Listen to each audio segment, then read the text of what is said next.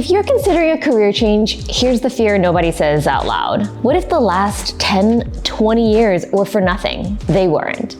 I've changed careers in my 30s and again at 41. I never actually started over from scratch. The experience I thought I was leaving behind became the exact reason each move worked. In this video, I'll show you how to find the skills underneath your title and the one rule I used to pivot without throwing everything away that I've built.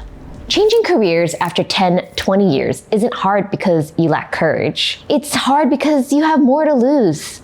You spent years building expertise, credibility, and an identity around what you do. Maybe you're the marketing person, the lawyer, or the finance expert. So leaving doesn't just feel like changing jobs. It can feel like losing the person you worked very hard to become. Then the sunk cost thinking starts. I've already invested 20 years in this. If I leave now, all of that time will have been wasted.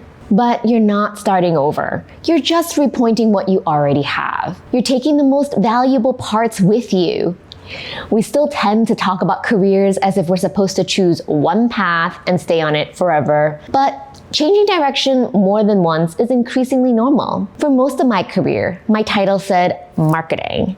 But underneath that title, I learned how to make complicated ideas clear. I could understand what an audience cared about, build trust with senior people, and get teams with competing priorities moving in the same direction. Those skills didn't belong to marketing. They belonged to me. My job changed. My skills came with me. And once you realize that, the entire equation shifts. Your title may become irrelevant in a new career. Your skills won't. Here's how to find them. Write down what you actually do in your job. Then translate each responsibility into the deeper skill underneath it. I manage stakeholders might really mean I can find common ground and move people with completely different agendas toward a decision. I produce reports might mean I can find the important story buried inside a lot of information. I manage difficult clients might really mean I can build trust, stay calm, and solve problems when the stakes are high. Those are transferable skills. They can walk into a completely different company or industry with you. And if you struggle to see your own, ask, what do people always come to me for? Once you separate those skills from your title, you'll start to realize they could build a lot of different lives, not just the one you've been in.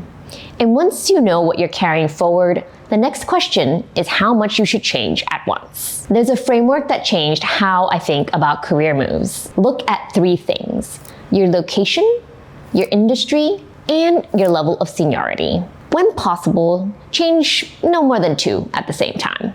It's a strategy I learned during my MBA at Asade, and it stops you from trying to build a new network, prove yourself in an unfamiliar industry, and compete at a new level all at once. Keep one thing steady and it becomes your anchor. It's hard enough to land a more senior role in your own city. If you're also changing location or industry, you want to make it as easy as possible for a hiring manager to give you a chance. The more familiar experience you can bring, the less risk they have to take on. And I didn't just learn this in a classroom. I used it twice in 2 very different career moves. The first time, I was moving from New York to Germany. I had no job waiting for me, no work visa, and a language barrier. From the outside, it probably looked like I was starting from scratch, but I wasn't. I spoke with everyone I knew, and I asked the same question.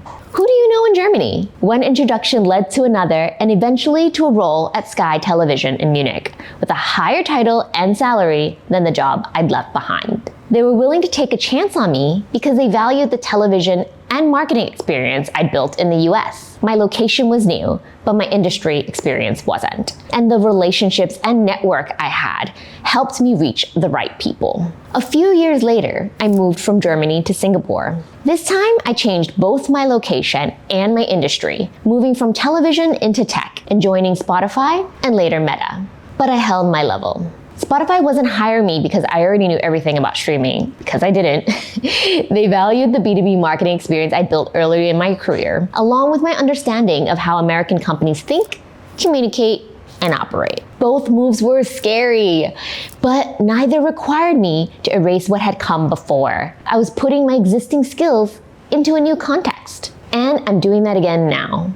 At 41, I left corporate to create Chasing Waves. On paper, building a podcast looks like a completely different career, but quite a bit of work underneath is familiar. Understanding an audience, communicating a clear idea, building a brand, interviewing senior people, and making decisions without having all the answers. That doesn't mean I have it all figured out, because I don't. Some things feel familiar because I've spent 20 years doing them. Others, I'm learning from scratch every day, from making better videos to writing hooks that connect more quickly. My old skills give me a foundation, but they don't let me skip being a beginner. I wish it did. I think both things can be true. I'm new to this and I didn't arrive empty-handed. Vera Wang is another example I come back to. She spent 17 years at Vogue before moving into bridal design at 40.